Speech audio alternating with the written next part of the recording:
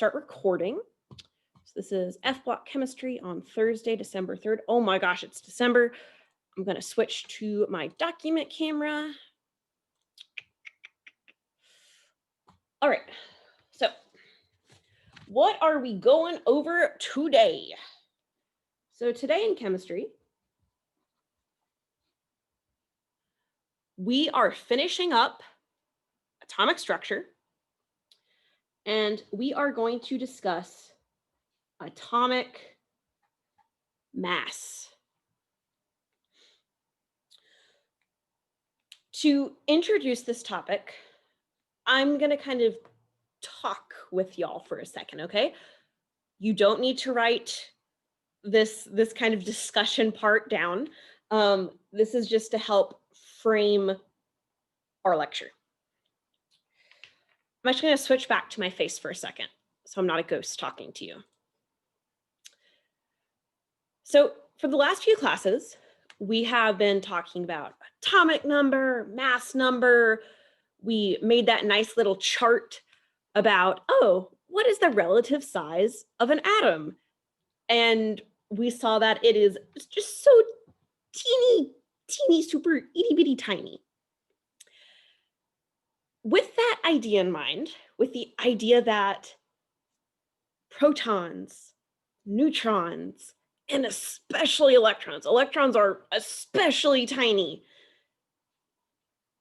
Why have we been using mass numbers that are like 20, 56, like these big whole numbers?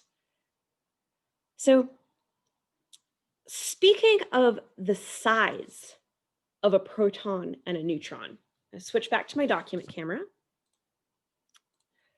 You don't need to write this, okay? This is just to help us understand. The mass of a proton or a neutron, remember they have the same actual mass values. One proton or one neutron has the mass of 1.67 times 10 to the minus 27 kilograms. I have no frame of reference, even as like being a chemist has been my my background. I have no good frame of reference to understand like just truly how small this is. I know I gave y'all the the Danny DeVito comparison with the universe and the atom, but like realistically, like this is hard for us to understand. Additionally, do y'all want to write down this giant number every time you want to work with the mass of an atom? Remember in our scientific notation talk how we discussed like, oh, the width of the universe, and how it's a pain in the butt to write that big number down. So what we do, like, how do we go from this to like a mass number of like 12? What we do is we use a reference. So I'm going to draw a line, and I recommend you start taking notes at this point, okay? So what we do is we use a reference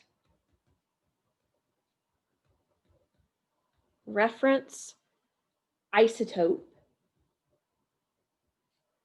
as a standard.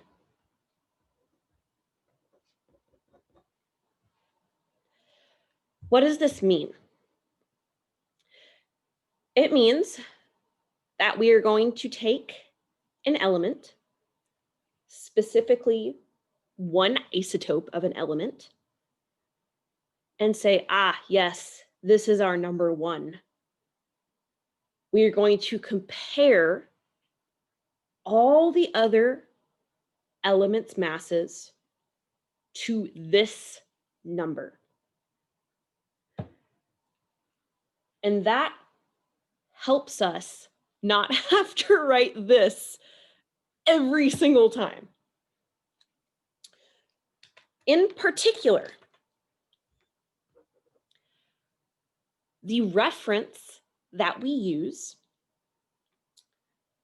is carbon 12. So carbon 12 is our reference.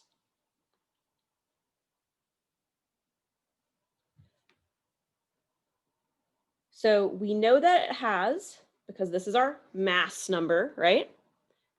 We know that it has 12 protons plus neutrons, right? That's our mass number.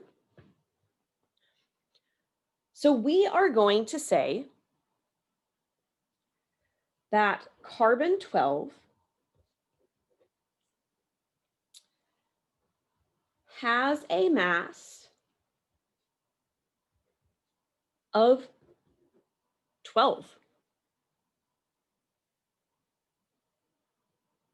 Instead of using the actual mass value, like what we can calculate the mass of, we're making our lives easier.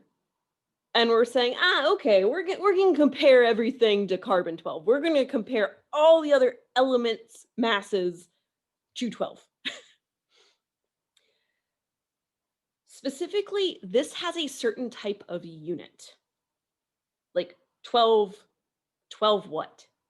It's not 12 kilograms. We call these atomic mass units. 12 atomic mass units, or abbreviated as AMUs.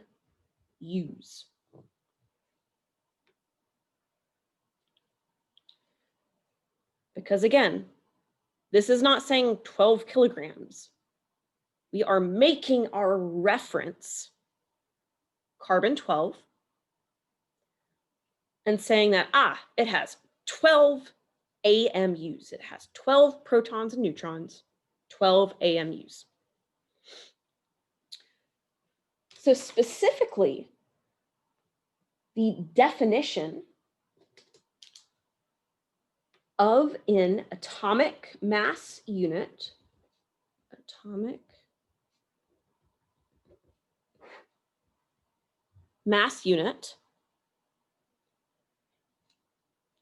is as follows.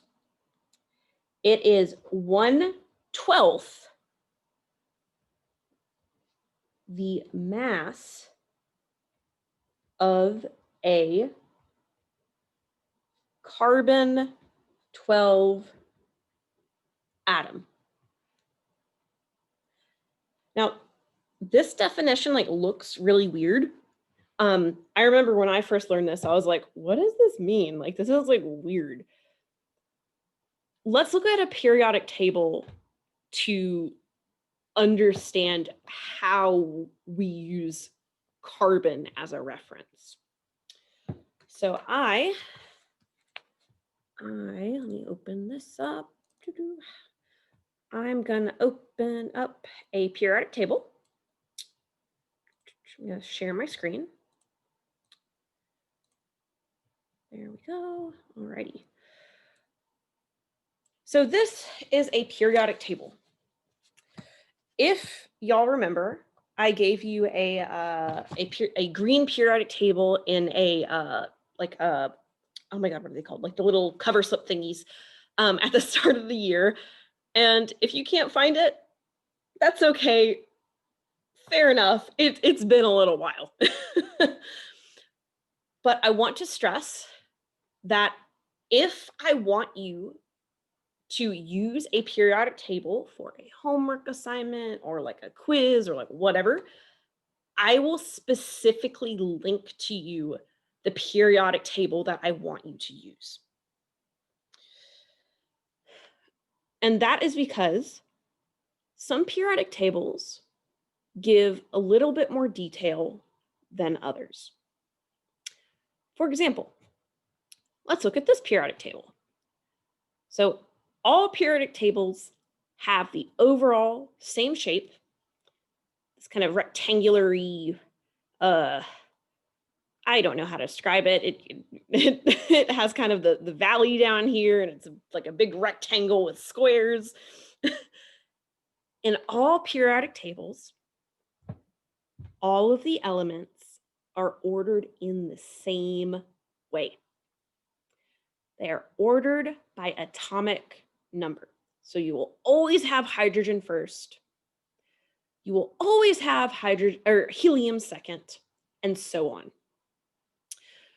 But the information inside each square might be a little different depending upon who made the periodic table. So let's look at this carbon example. So they've blown it up in the middle. So the atomic number is written on top. In this case, it's in the left corner. Sometimes it's top center. And we have the chemical symbol, C for carbon. We have the chemical name, carbon. And then we have this atomic weight or mass. So this is protons plus neutrons. And we're setting our reference as carbon 12. So it's got 12 for the mass. If we look at hydrogen, so up in the top left here, hydrogen H, we see it has an atomic number of 1. So it has 1 proton. And it has a mass number of 1. That means hydrogen's mass is 1/12 the size of the carbon's mass. If we look at helium, so top right, so we jump across for helium. Atomic number 2, mass number 4. If we compare 12 to 4, helium is 1/3 the mass of carbon 12. So do we kind of see how this is working? It's all compared back to this standard. And the main point is that it makes our lives easier, so we don't have to write 1.67 times 10 to the minus 27 kilograms every time. That wouldn't even fit on the table. Questions, concerns, comments up to this point? All right. So this, I really like this periodic table, actually. It's pretty clean looking. It gives us a lot of information, but it looks very clean and tidy. But I want us to look at a different periodic table and see, like, what are the differences? I'm actually going to switch back to my document camera now because I have this, oh y'all, oh my gosh, my dog just farted and he's right next to me, and it is the worst thing I've ever smelled in my life. And oh my goodness, oh, so bad. Oh, I'm sorry, y'all. 1 second. I gotta like fan the air. This is bad. Oh, I love them, but they're gross dogs. All right. I'm going to show actually a paper copy of a periodic table I have, okay? So this is a different periodic table. Oh my gosh. My like document camera can't like focus on stuff lately. We see it's overall the same shape, big rectangle. We got this like dip here. We start with hydrogen. Ooh, look, helium's over here. They're ordered in the same way, but let me zoom in on this table. Like literally physically zoom in here. Okay. So yes, it focused. Okay. Let's look at the layout of the actual squares. So first thing I notice is that, oh, this only has the symbols, not the names. Okay, that's one difference. They do have the atomic numbers. So these numbers at the top, 25, 26, 27, are the atomic numbers. They're just centered instead of to the left. And down below our symbol, we have our atomic masses. But what I want you to notice is that these atomic masses are not just rounded whole numbers. These are actual decimals. So depending upon which periodic table you use, you might use a rounded number or an unrounded number. And that is why I will always give you a link to the periodic table I want you to use, okay? So again, if we look at our hydrogen example here, so I just blew it up. We got our atomic number, we got our symbol, and at the bottom is always the atomic mass. So up top, atomic number, down bottom, atomic mass. How do we get these decimals? Why is it not always just like a clean-cut whole number? Does anyone have any guesses? This is a tough question. I'll give you a hint. It has to do with isotopes. Anyone have a guess? It's okay if you don't. This is a tough question. But how do we get like those decimals sometimes? To get to that, to answer the question of how do we get the decimals? Like, how do we get that specific number? We need to learn 2 vocabulary terms. Yay, more chemistry vocabulary. Woo! I'm gonna get a new sheet of paper out. And this is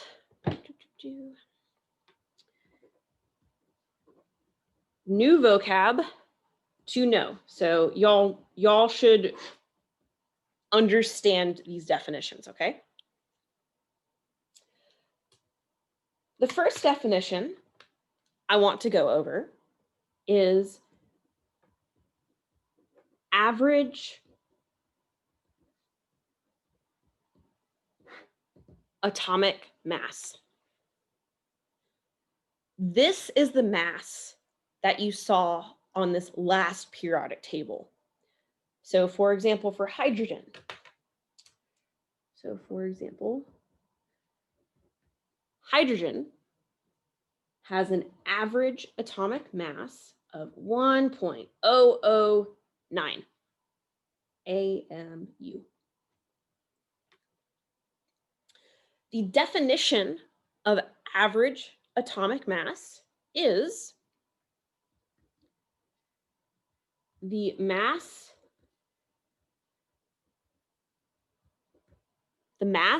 of an element that is calculated. Ooh, here's where our calculations are going to come in, y'all. By summing the mass of each isotope multiplied by its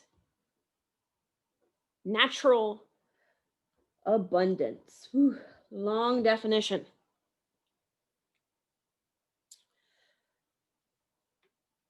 Remember that in nature, on planet Earth, elements have different isotopes.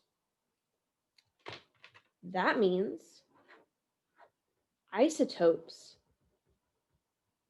have different masses, right? They have different mass numbers, different masses. So we can't just say, oh, only one isotope for each element counts for the atomic mass. We have to take into account the different isotopes. And then we're going to take it a step further and say, well, some of them are more common than others. So we have to factor that into our math. That is where natural abundance comes in. So the definition of natural abundance, this is our other definition to know, can't talk today. Natural, why am I spelling abundance? Y'all, natural abundance. Is how common an isotope is. Specifically, we're talking about on Earth, okay? For our chemistry lessons, we're assuming we are on the planet Earth. We generally express natural abundance as a percentage. Before we get into an example of calculating an element's average atomic mass, I want to give y'all, oh my God, he just farted again. Oh, buddy. Oh my goodness, this is so awful, y'all. My dogs have the worst farts in existence. Oh, okay, gonna power on through. I want to look at an everyday example of these ideas because y'all already like know how to do these calculations. It's just that these have very like chemistry lingo jargon in them. So they look kind of scary. They look a little different. But really, what we're doing, y'all, is, let me get a different pen. There we go. What we're actually doing is calculating a weighted average. I know y'all have done this in your math classes before. Average atomic mass is just the chemistry lingo for the weighted average of an element's mass. Let's look at an example of a weighted average. So, example.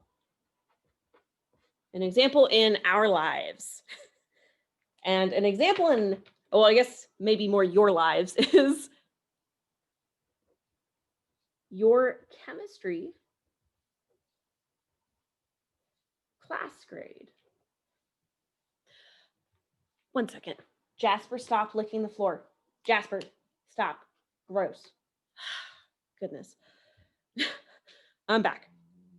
Your chemistry class grade is a weighted average. We know that tests count more towards your grade than labs, and labs count more toward your grades than homework. So we know that tests are worth 60%, labs are worth 25%, and homework is worth 15%. So again, you know that certain assignments contribute more or less to your final grade.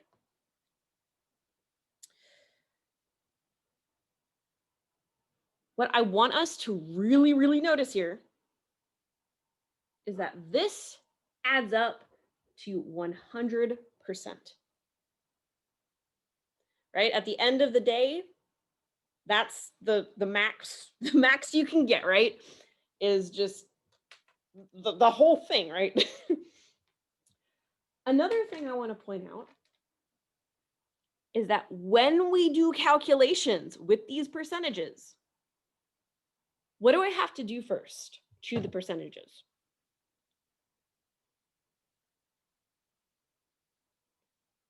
Do I need to convert them?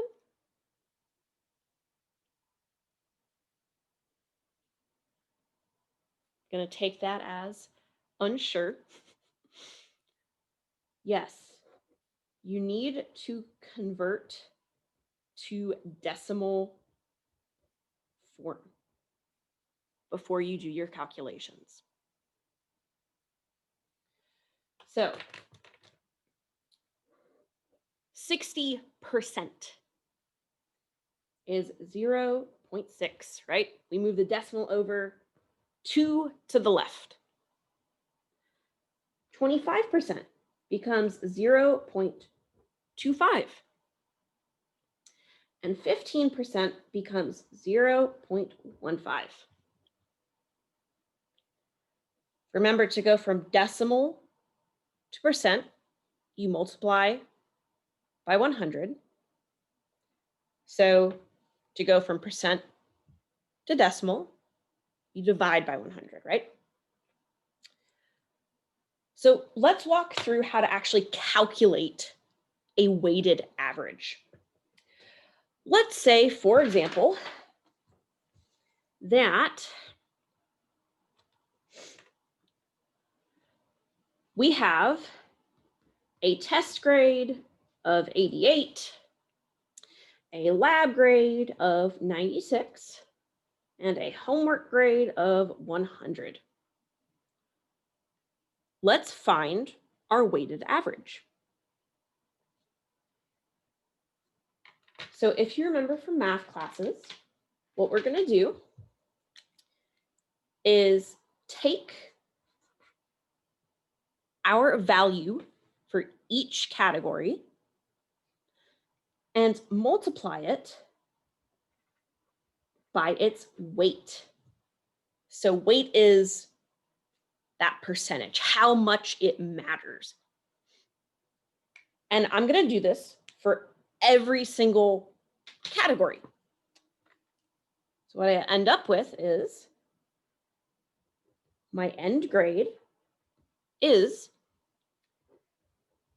88 times 0.6. So this is for tests, plus 96 times 0.25. So this is labs. Notice how I'm using the decimal form, y'all. Decimal, decimal, decimal. Otherwise, you're gonna get answers that are super ginormo bigger than they should be. And finally, and I'm running out of room here, our homework. So that's a 100 times 0.15. This is homework. So we're taking our kind of category, right? Test, our value in our category, and weighting it, multiplying it by how much it matters. When I do this, I get 52.8 plus 24 plus 15. And when I add all those together, I get a 91.8. Y'all, what we're gonna do for average atomic masses is literally this exact process. So you might be asking, okay, well, what is our value and what is our weight in terms of average atomic mass calculations? So let's talk about that. If I'm moving my page up too fast, yell at me, okay? Something I want to specifically note is that isotopes of an element are not found equally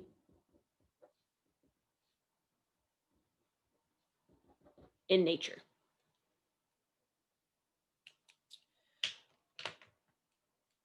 In our calculations, what we're going to end up having in our equation is that the average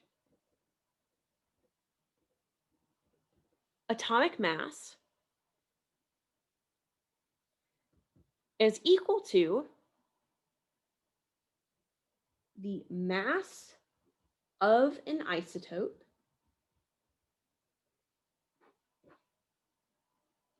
times its natural abundance. And we're just going to add together. So if this is for, this is for isotope 1. We're just going to add more of these terms for however many isotopes we have. So maybe we have mass of isotope 2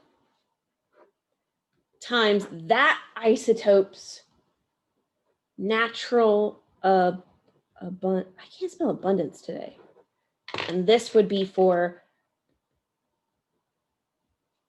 isotope 2.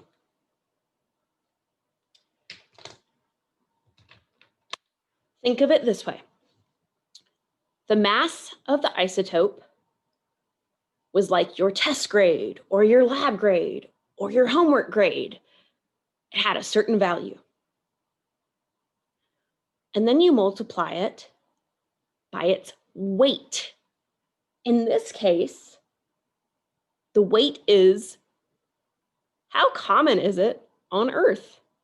It's natural abundance. How common is it on Earth? I want to show you a little chart. You do not need to write this chart down, okay? Oh, I wrote on it. You do not, I can't find an eraser. You do not need to write this chart down, okay? I just want to show you. This is a chart, this is actually in your book, of some elements and their isotopes. You can see I wrote on it from the last class and I forgot to erase. Oops, oops, oops. There we go, eraser.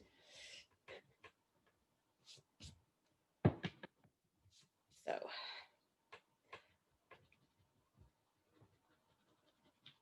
there we go. There we go. What we're looking at is an element. It's shorthand notation here. And then how common is each isotope on Earth? So hydrogen with mass of 1, proton 1. It is 99.985% abundant.